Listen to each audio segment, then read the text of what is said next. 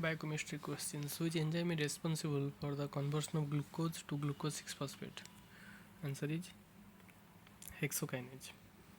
The end product of glycolysis under aerobic condition is lactate, pyruvate, acetyl coenzyme A, ethanol. Answer is pyruvate.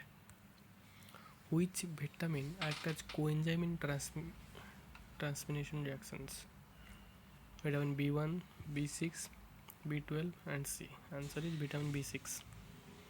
Which lipoprotein is richest in triglycerides? HDL, LDL, VLDL, chylomicrons. Okay.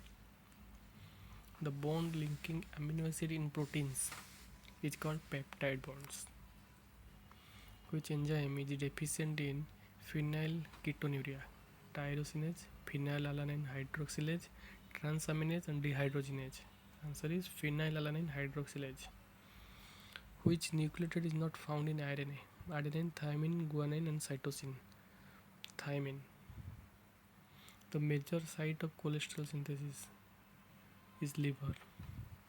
ATP synthesis in mitochondria occurs at inner membrane, outer membrane, matrix or intermembrane space. Answer is inner membrane.